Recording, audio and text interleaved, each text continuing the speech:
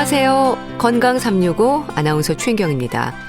체중, 몸무게를 말합니다. 그런데 건강을 생각할 때 빠짐없이 얘기되는 부분이 적정 체중입니다. 지나침도 부족함도 없는 알맞은 상태, 적정 체중을 유지하는 일이 건강관리의 기본이라는 거죠. 많은 분들이 나이 들면 저절로 살이 빠진다는 말도 하는데요. 근육과 체지방을 생각하면 잘 살펴봐야 하는 부분이기도 합니다. 체중이 너무 늘어도 갑자기 체중이 줄어도 의심을 해야 하는 내 몸의 건강 상태. 오늘은 체중 변화에 대해서 살펴봅니다. 12월 18일 토요일의 건강 365 이현의 내 거 중에 최고 듣고 시작하겠습니다. 살이 찌고 빠지는 건 굳이 체중계를 통해서 숫자로 확인하지 않더라도 느낌으로 아는 경우가 많습니다. 그런데 특히 너무 갑자기 많이 찌거나 또 체중이 빠지면 체중 변화의 숫자적인 문제가 아니라 건강의 위험에 가슴이 철렁하기도 하죠. 체중을 얘기할 때 지적이 되는 적정 체중, 그리고 적정 체중을 기준으로 어느 정도의 범위를 벗어날 때 문제가 되는 걸까요? 경희대 한방병원 황덕상 교수와 함께합니다. 교수님 안녕하세요. 네, 안녕하세요. 네.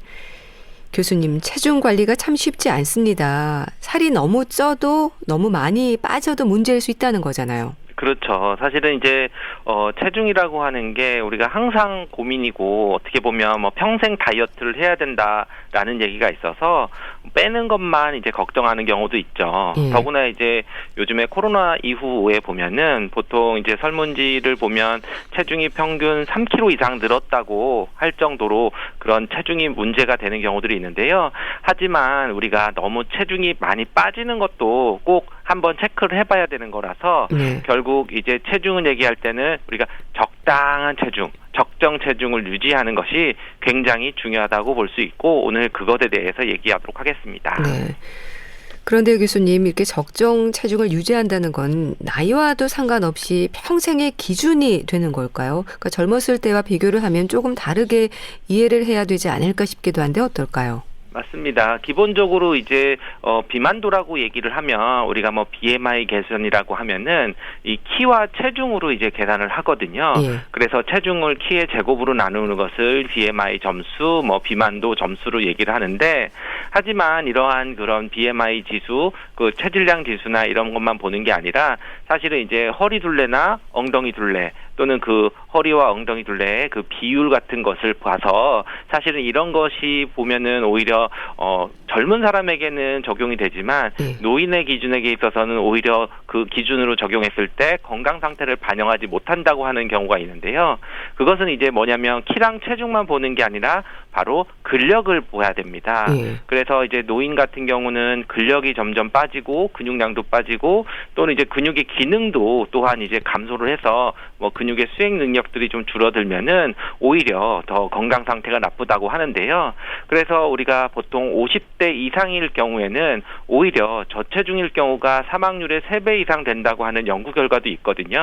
그러니까 우리가 단순하게 비만도가 많을 때 무조건 대사질환이나 이런 게 위험하다 이렇게 하는 관점도 있지만 나이에 따라서는 오히려 좀 노인의 경우들은 오히려 과체중인 경우보다도 오히려 저체중인 경우가 이러한 대사증후군, 고혈압, 심혈관 질환, 당뇨나 이런 만성 질환들에서 더 위험성이 있는 분들도 있다는 점에서 한 가지로 보는 게 아니라 과체중과 저체중 모두 나이에 따라서 중요하게 봐야 되는 부분이 있습니다. 예.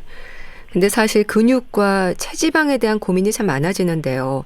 같은 체중이라고 하더라도 근육은 줄고 체지방은 증가하는 경우가 많지 않나요? 그렇죠. 우리가 그냥 딱 봤을 때 같은 체중에 비슷한 나이대 사람을 봐도 굉장히 날씬해 보이는 사람들이 있고 또 체중에 비해서 굉장히 살이 찌거나 또 이제 오전 오후에 체중 변화가 심한 사람들이 있는데 두 경우가 다른 경우죠.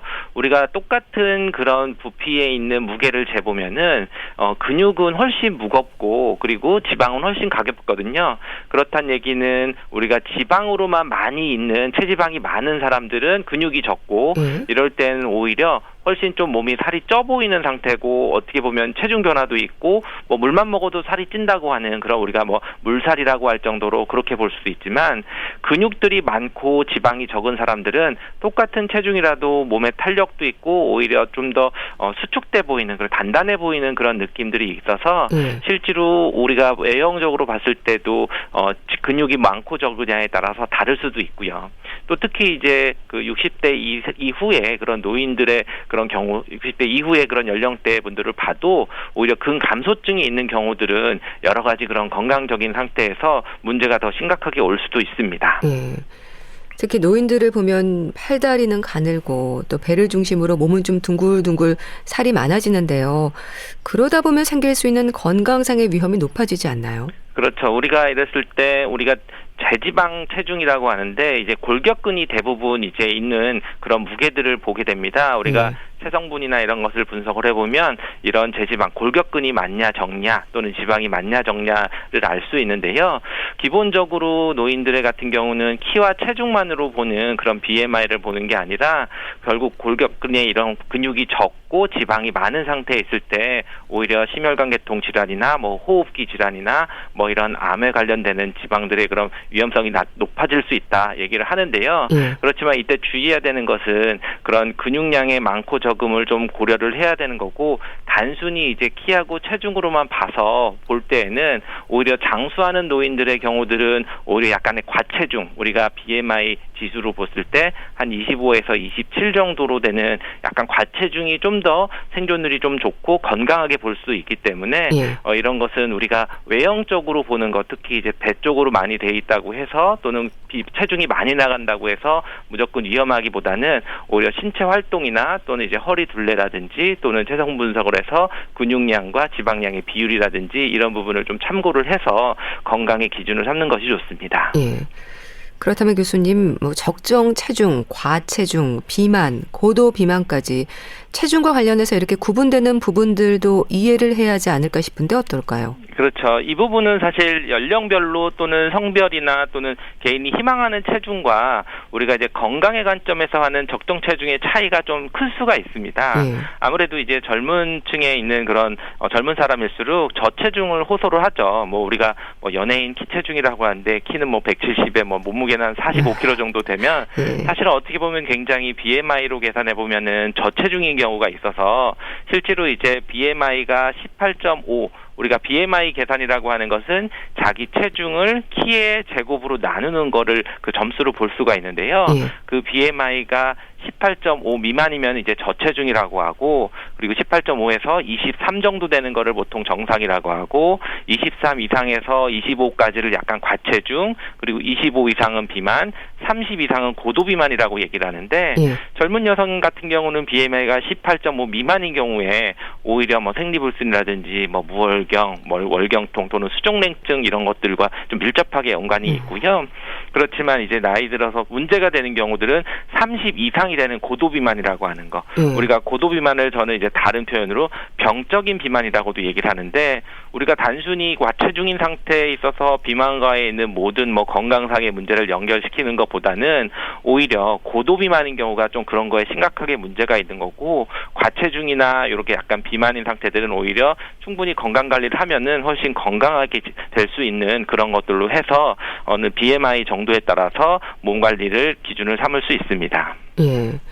근데 과체중 단계에서 비만으로 가는 건 좀 속도가 빠르지 않나 싶기도 합니다. 이건 주로 근육보다 지방이 늘어나는 거잖아요.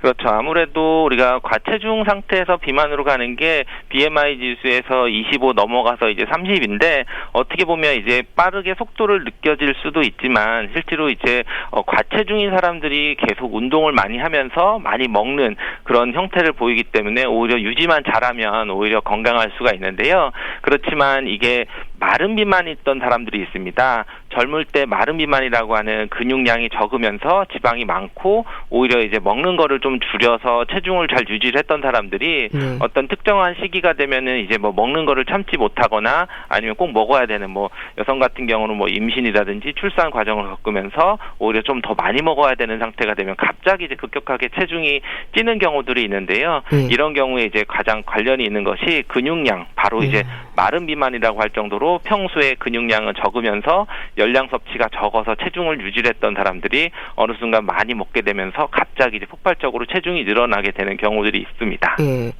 그런데 교수님, 나이 들수록 젊었을 때보다 적게 먹었음에도 살은 더 찐다는 말도 하는데요. 이거는 뭐 기초 대사량의 문제인 걸까요? 그렇죠. 아무래도 우리가 나이가 들면서는 점점 기초 대사량 또는 뭐 호르몬 변화들, 이런 여러 가지 몸의 그런 구성들의 변화들이 되면서 지방은 계속 꾸준히 늘고 근육은 점점 빠지게 되는 그런 상태이기 때문에 오히려 기초 대사량을 결정하는 게 우리가 먹는 것도 중요하지만 실제로 쓰는 거에 있어서는 근육량이 굉장히 중요하거든요. 결국 우리가 나이가 40대가 넘어가면서는 매년 1에서 1.5% 근육이 점점 빠진다고 하는데, 그러니까 내가 똑같이 움직이고 똑같이 활동을 해도 계속 점점 나이가 들면서 태우는 열량들은 줄어들어서 결국 우리가 살이 찐다는 것은 기초대사량이 또 연관이 있고, 또 우리 호르몬, 우리 몸에서 이제 노화가 진행이 되면서 여러 가지 호르몬 변화 때문에 내장 지방도 증가하고 뭐 근육량이 감소하고 여러 가지 그런 신체 변화들이 생길 수가 있습니다. 네. 그럼 또 기초대사량이 변화가 생기면서부터 대사증후군의 문제도 신경을 써야 한다고 봐야 되겠네요. 그렇죠. 우리가 뭐 가장 이제 뭐 성인병이라고도 얘기를 했었지만 점점 나이가 들면서 이 대사증후군이 여러 가지 그런 질병이 이제 동반돼서 심각한 문제를 이루고 가장 많은 이제 힘들어하는 그런 질환이 대사질환이라고 볼 수 있는데요. 특징적으로 이런 것들은 그냥 단순하게 한 가지 질환이 아니라 보통 이제 뭐 고중성 지방혈증과 그리고 또 이제 고밀도 콜레스테롤이 좀 낮거나 또는 고혈압 당뇨가 좀 비롯되면서 또 이제 복부 비만이 좀 같이 발생했을 때 여러 가지 이렇게 오는 그런 질환들을 대사증후군이라고 진단을 하게 되는데요. 물론 그 기준은 있지만 그냥 쉽게 얘기하면은 우리 몸에서 내장 지방, 체지방이 좀 늘어나고 그리고 고혈압 당뇨가 생기고 또는 비만이 잘 문제가 되는 경우들이 바로 이런 대사증후군이 생기는데 이 대사증후군의 그런 문제들은 이제 심각한 거는 단순히 이제 뭐 약물 치료로 해서 이 대사증후군 완전히 이제 낫는다기보다는 기본적으로 생활 개선을 통해서 체지방, 내장 지방을 줄이는 그런 방법들이 꼭 같이 병행되어야지 오히려 한 가지만 가지고 잘 치료가 되지 않는다 또는 합병증이 없이 건강하게 유지를 할 수 있다는 것이 좀 특징적으로 볼 수 있습니다. 네. 또 갱년기를 지나는 즈음이 이때라는 생각도 드는데요. 교수님, 중년 이후의 체중 관리 어떻게 해야 할까요? 많은 환자분들이 이제 중년기, 갱년기 때 여성들이 와서 가장 이제 진료실에서 제가 강조하는 내용이기도 한데요. 체중 자체보다는 근력을 키우는 체중 관리, 체력 관리가 중요하다라고 얘기를 합니다. 결국 이제 갱년기가 되면서 우리 몸에서는 호르몬의 변화가 생기고 그러면서 점점 내 몸이 이제 남성형 비만이라 그래서 복부 비만이 생기고 내장 지방이 많이 생기고 어떻게 보면 똑같이 움직이고 똑같이 음식을 먹고 했어도 살이 늘어나는 것들을 이제 볼 수가 있는데요. 결국은 이럴 때는 막연히 이제 체중을 보고 체중을 줄이기 위해서 다이어트, 절식하는 방법으로 다이어트를 하면은 기본적으로 대사 기능도 떨어지고 체력도 떨어져서 여러 가지 갱년기 증상이나 이런 부분들이 심해지거나 또는 뭐 통증 질환이 심해지거나 할 수가 있습니다. 그렇기 때문에 이럴 때는 절식으로 하는 다이어트보다는 오히려 적정한 영양 섭취를 하면서 근력을 늘리는 그런 다이어트를 하는 것이 오히려 적당한 체중을 관리하고 체력을 관리하면서 그 이후에 건강한 노후를 보장할 수 있는 그런 다이어트 방법, 체중 관리 방법이 될 수 있습니다. 네. 또 호르몬의 문제도 요인일 수 있겠네요.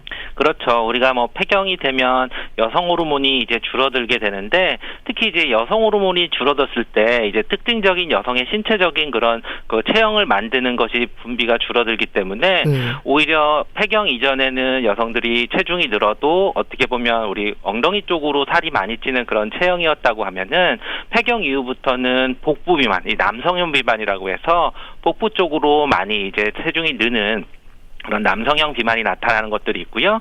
또 우리가 비만과 관련돼서 호르몬을 얘기를 할 때는 그 렙틴이라고 하는 호르몬이 있는데요. 그 렙틴이 어떻게 보면 우리가 포만 중추를 좀 자극을 해서 좀 그런 것이 분비가 안 되면은 오히려 좀 체중이 좀 더 늘어나는 그런 부분들도 있을 수 있고, 우리가 흔히 알고 있는 이제 인슐린이라고 하는 호르몬도 어떻게 보면 우리가 음식물을 먹었을 때 혈당을 떨어뜨리는 그런 호르몬이 인슐린이 되는데, 그 인슐린이라는 것이 우리 몸에서 과도하게 내당능 장애라 그래서 그거에 대한 반응이 좀 떨어질 때는 혈당이 금방 뛰었다가 줄어들었다가 왔다 갔다 하면서 우리 몸에서는 계속 포만 식욕을 자극을 하거나 또는 피로감을 느끼거나 이런 것들이 계속, 특히 이런 것들은 이제 고탄수화물 음식이라든지 또는 이제 단순당들 트랜스 지방 이런 것들을 과도하게 먹으면은 인슐린이 과도하게 분비가 되고, 이것 때문에 오히려 혈당이 놀아나서 비만을 유발하게 되는 경우도 있습니다.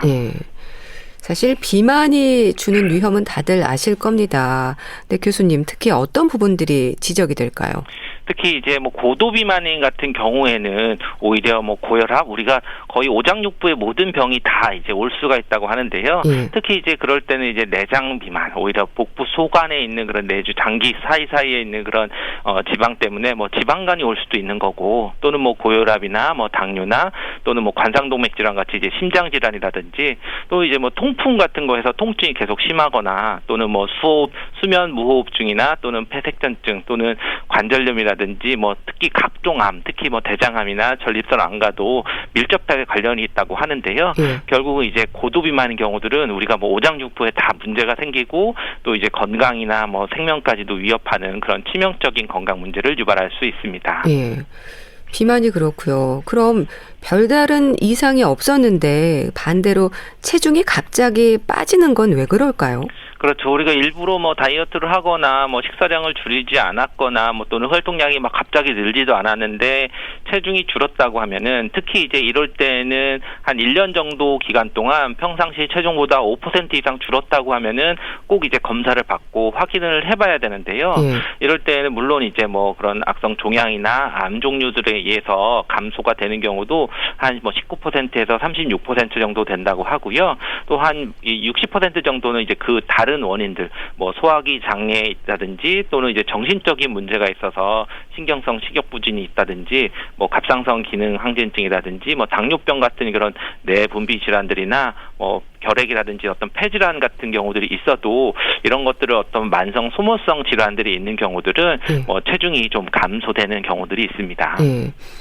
그럼 그렇게 체중 변화, 특히 갑자기 살이 빠졌다 하면 우선적으로 받아보면 좋은 검사들이 어떤 게 있을까요? 기본적으로는 우리가 식습관을 어떻게 가지고 있는지, 이제 먹고 내가 배설하고 하는 것들을 꼼꼼히 이제 병력을 좀 청취를 해봐야 되는 경우들이고요.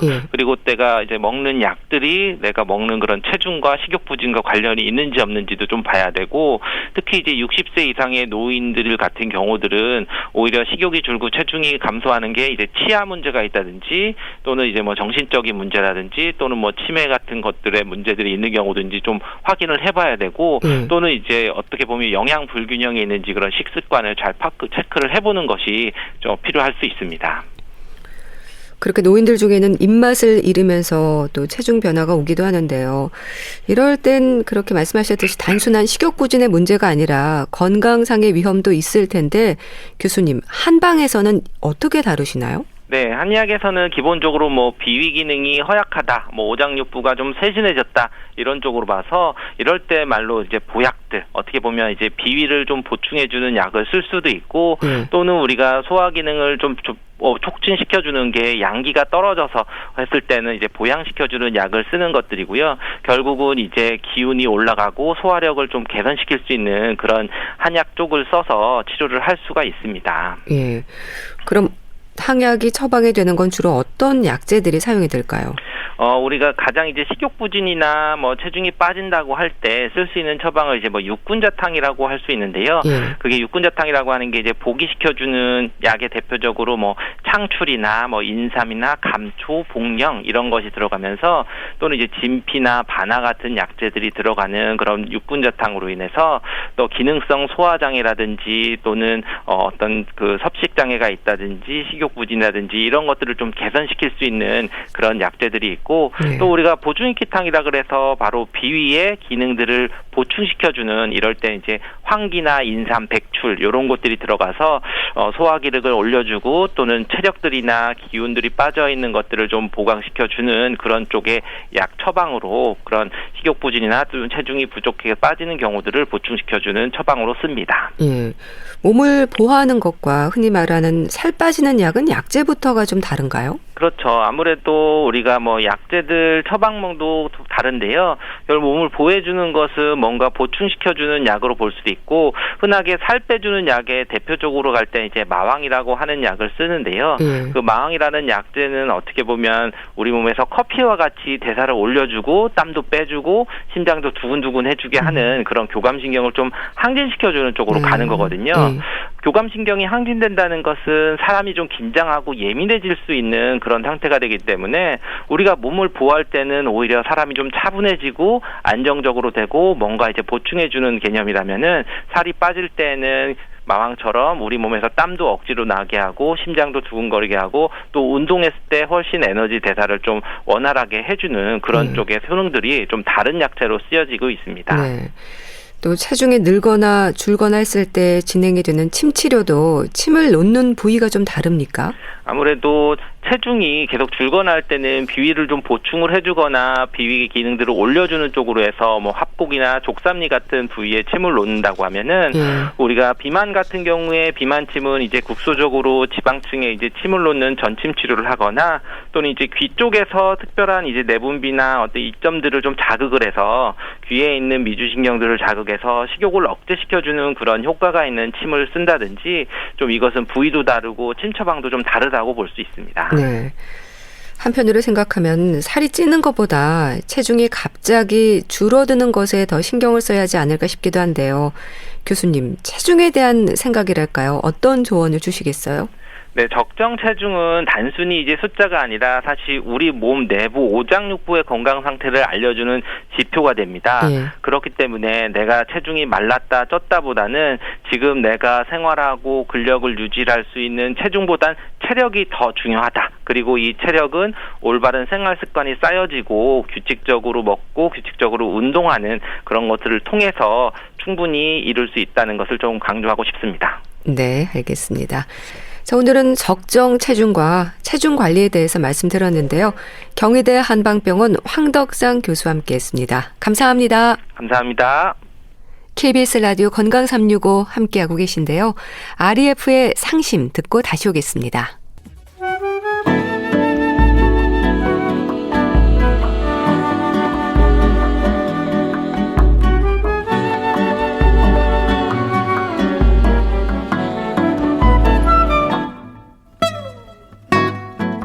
건강한 하루의 시작. KBS 라디오 건강 365.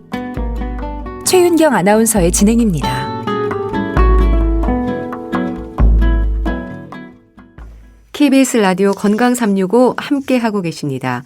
주말의 건강책 정보 북컬럼니스트 홍순철 씨가 전해드립니다. 안녕하세요. 네, 안녕하세요. 취한 날도 이유는 있어서 책 제목에 많은 이야기가 좀 담겨 있는 것 같습니다. 그렇습니다. 어떤 책인가요? 요즘 서점가에 질병 서사가 유행이라고 그래요. 네. 대표적인 게 죽고 싶지만 떡볶이는 먹고 싶어 한 책이었죠. 예. 우울증에 걸린 저자가 정신과 전문의와 상담하면서 그 우울의 강을 건너는 과정을 상당히 흥미롭게 소개를 했어요. 이 책이 정말 엄청난 베스트셀러가 됐습니다. 그런 이후에 다양한 질병으로 고통받던 당사자들이 자신들의 목소리를 내기 시작했습니다. 네.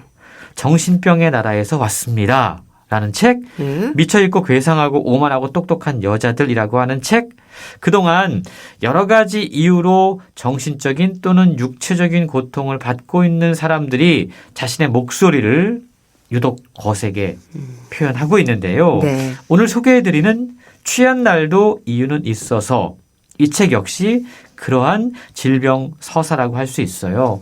어느 알코올 중독자의 회복을 향한 지적 여정이란 부제가 적혀 있는데요. 스스로 알코올 중독임을 인정한 저자가 중독에서 벗어나는 과정을 담은 에세이인 동시에 도대체 무엇이 자신의 중독을 만들었는가를 인문학적으로 파고든 책이라고 할 수 있습니다.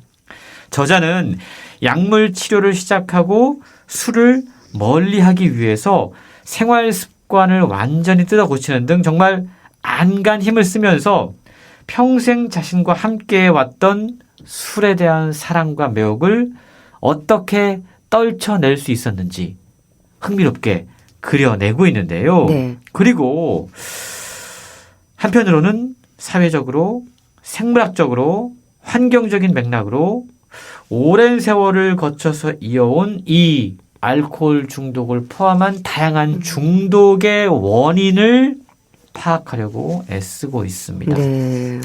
읽는 독자들로 하여금 이게 사실 남의 이야기야 라고 생각할 수 있는데요. 알코올 중독뿐만이 아니고 우리는 다양한 중독에 빠져들 수 있는 거거든요. 네. 그래서 알코올 중독의 문제를 진지하게 생각해 보게 하고 더불어서 알코올뿐만이 아니라 다양한 중독에 어쩌면 허덕이고 있는 우리의 모습이 이분의 글을 통해서 보이게 되더라고요. 네. 그러니까 경험담을 쓴 거네요. 저자는 어떤 분인가요, 그럼? 1983년생입니다. 네. 부산에서 태어나서 대학에서 행정학을 공부한 이후에 남들이 선망하는 대형 신문사에 들어갔어요. 네. 10년 동안 기자로 일을 했습니다. 요즘 기자분들이 우리가 지난번에도 KBS 기자분의 네. 암투병 이야기를 소개를 해드렸잖아요. 네. 확실히 이런 분들이 글을 쓰면 되게 분석적이에요. 자신의 질병에 대해서 어떻게 이렇게 객관적으로 써내려갈 수 있을까 하는 생각을 하게 되는데 기자로 일을 하면서 저자가 팟캐스트도 진행을 하고 또 동영상 공유 채널도 운영을 하고 상당히 활발하게 활동을 했습니다. 예.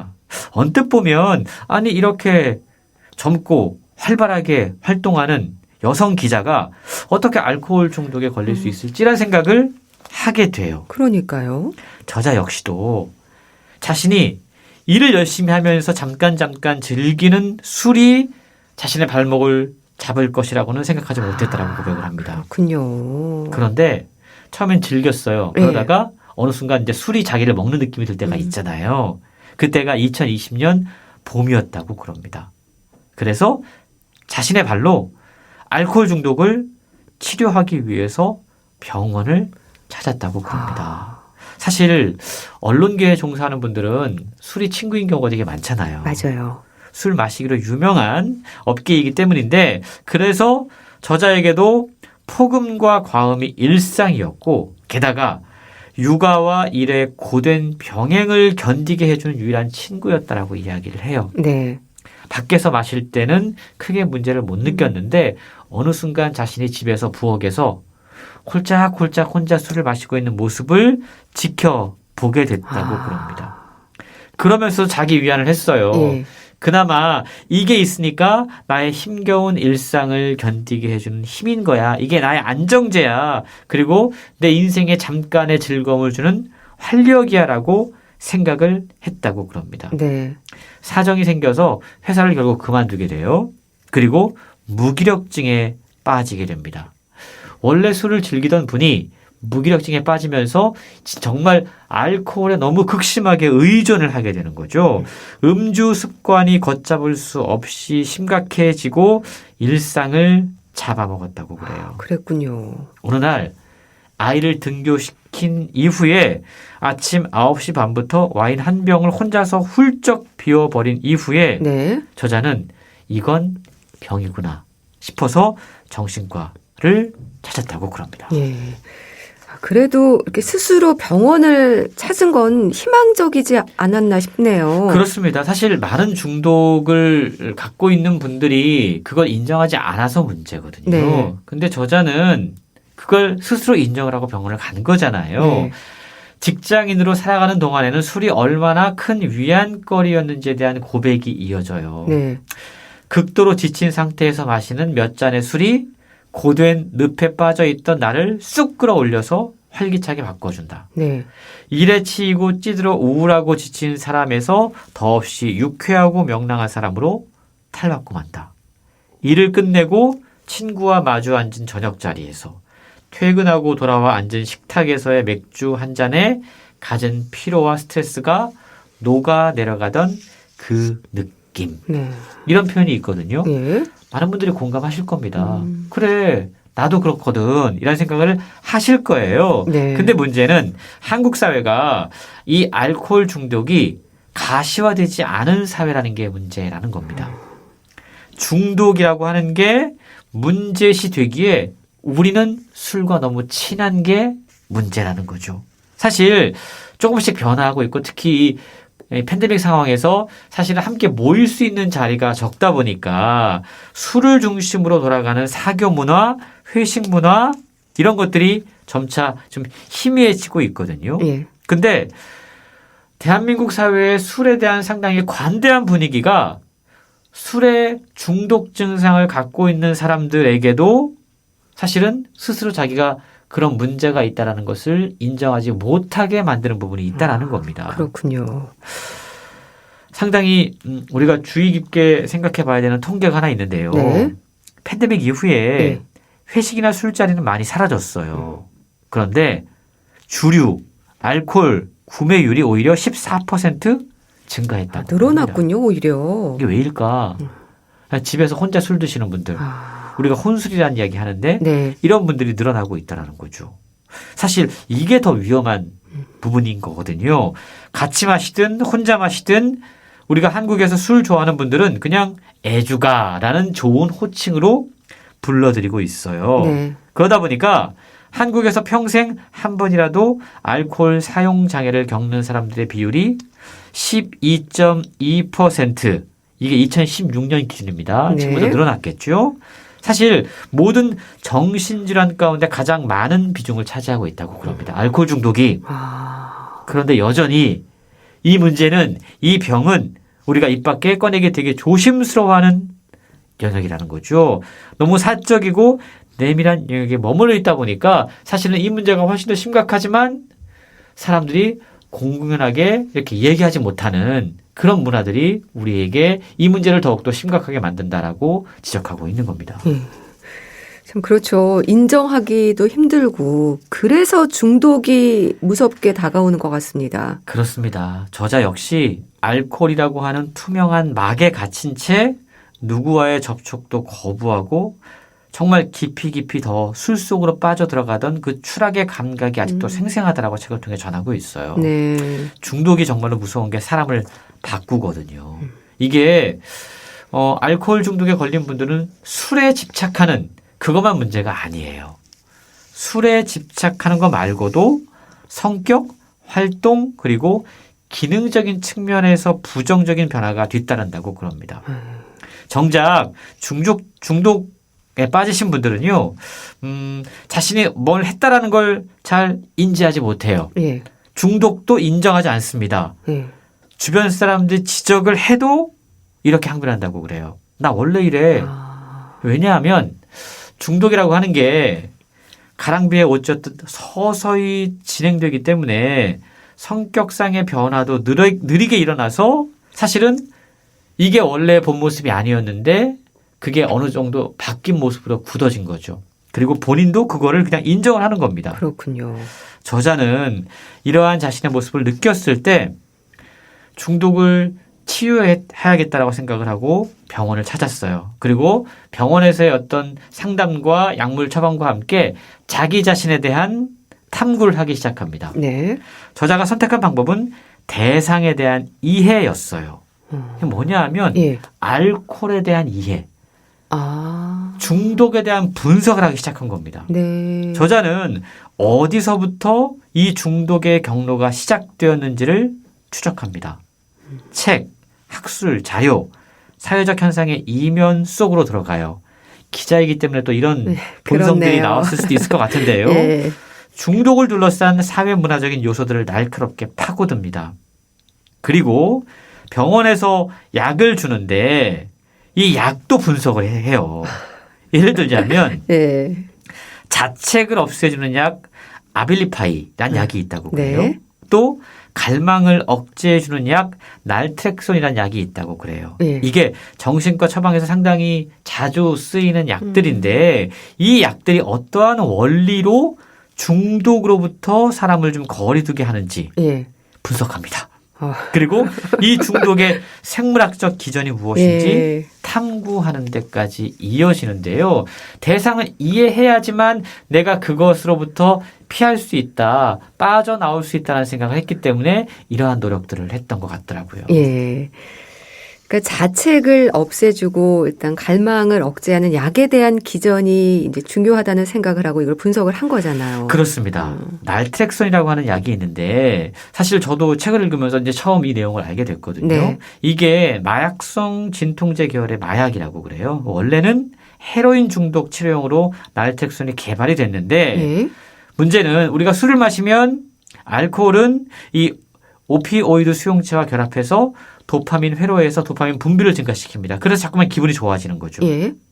이 날트렉선은요.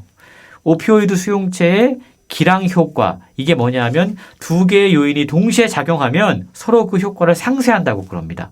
이걸 기랑 효과라고 하는데 날트렉선이 오피오이드 수용체의 이 기랑 효과를 일으켜요. 쉽게 말하면 약을 먹고 술을 마시면 이게 서로 충돌하면서 기분이 더 이상 좋아지지 않는 겁니다. 이런 원리로 알코올 중독에 빠진 분들에게 이 날트렉선을 처방한다고 그래요.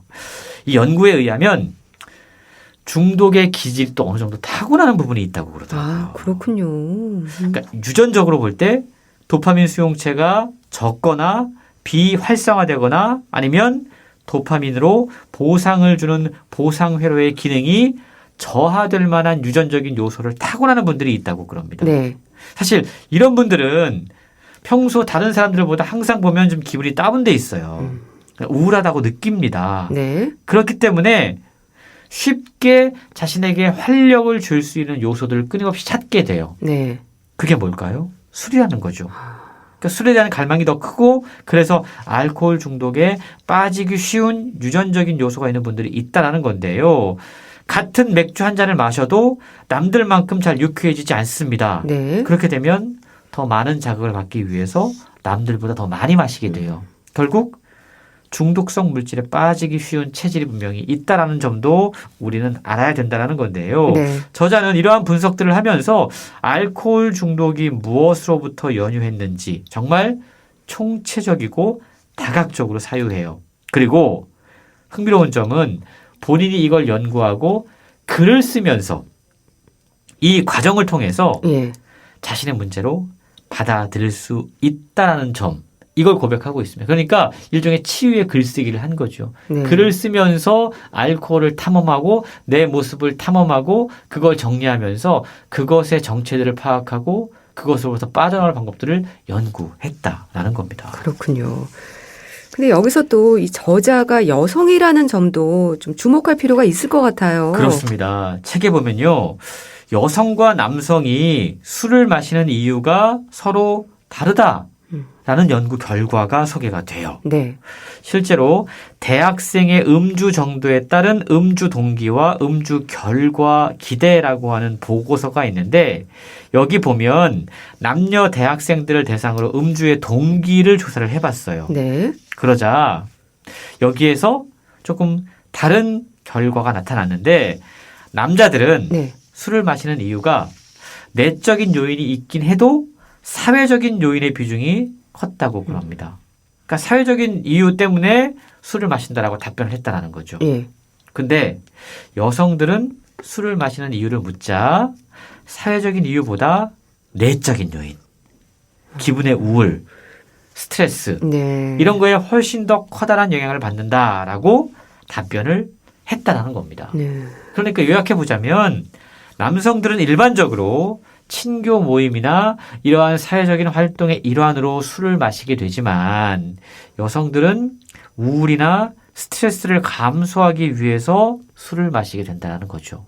이걸 보면 어느 쪽이 중독에 빠지기 쉬운지를 확인해 볼 수 있는 겁니다. 그렇겠네요. 그렇다면 이런 저자의 경험을 통한 알코올 중독에 대한 여러 가지 문제 제기뿐만이 아니라 사회적인 부분들까지 지적이 되고 있을까요? 그렇습니다. 우리가 겪고 있는 질병은 물론 개인적인 이유가 있을 수 있지만 더 깊게 들어가 보면 분명히 사회 문화적인 배경이 있습니다. 알코올 중독도 마찬가지인데요. 아버지가 평생 동안 술을 가까이 하셨다고 그래요. 아버지와의 관계를 성찰을 합니다. 그러면서 이 중독이 생물학적인 유전인지 환경적인 유전인지 저자 스스로 묻게 돼요. 네.